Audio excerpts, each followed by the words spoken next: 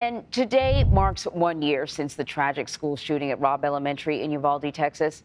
19 children and 2 teachers died after a gunman walked onto the campus and began firing. So joining me now is CBS News correspondent Lilia Luciano from Uvalde. Lilia.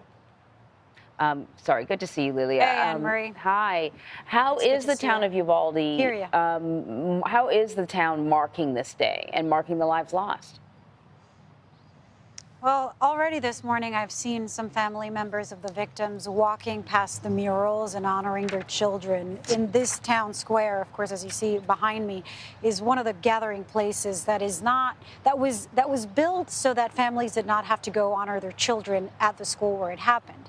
And so this is a gathering place where we've seen families bring and flowers and other memorabilia. But this morning, I've seen other families just go and visit the murals.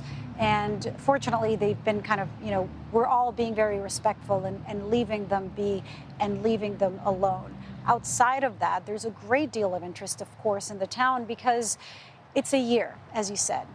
There's a year today that's being marked, and yet a criminal investigation has not been released. We heard from the district attorney who said that, who told us that she's still waiting for DPS, for the Texas Rangers, to release their findings, and depending on those findings, figure out whether any of the more than 370 law enforcement officers from more than 20 different law enforcement agencies could be criminally charged or not. So time here feels like it's stood still for these families. They're waiting for answers. They know that they haven't moved the needle legislatively anyway when it comes to any form of gun control reform, which is what many of the families have been advocating at the state and at the national level.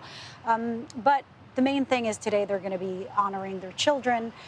The community's coming together in a series of events. There's going to be a butterfly release. There's going to be prayers. There's going to be a vigil tonight.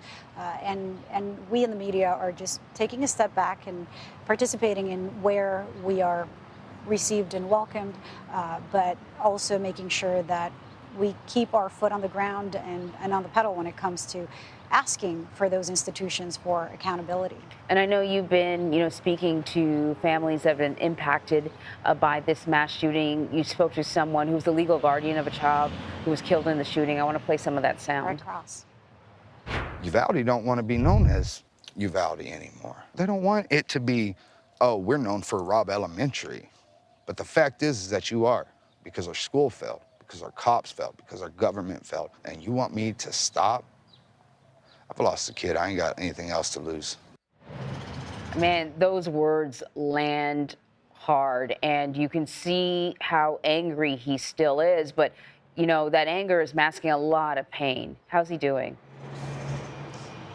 Well, Red Cross has been at the forefront of the fight for accountability, for people to be fired, for people to step down, whether it was from the school district, from the school police, from the city police, and confronted face-to-face people like McGraw, the director of the DPS. He's somebody who's been in Washington, D.C. Our cameras have followed him for our documentary on guns and for our coverage as he confronts legislators both at the national, in Congress, and at the state level, demanding some form of laws passed to prevent tragedies like these, as he says. So Red Cross told me, look, I asked him, does it make it harder to feel like you have to be out there advocating, speaking for other families, speaking for other victims? And he says, look, if I just can't stop. If I stop, I don't know what would happen. So, he is an advocate because his son, he calls him his son, Josiah Garcia, who was 10, was his nephew, but he was his guardian. He says, I have to do it for him, but there's also division. The politics are divisive. And here in Texas, he says that a lot of people, even within the community, on social media or in person, are kind of turning their backs against him and asking for them. That's what he says. People want us to move on. People don't want it to know Uvalde only for what happened, but without answers, without any significant change in legislation, he feels like he just, A, can't stop, and B, can't really turn the page as other people would want them to. All right, Lilia, thank you very much.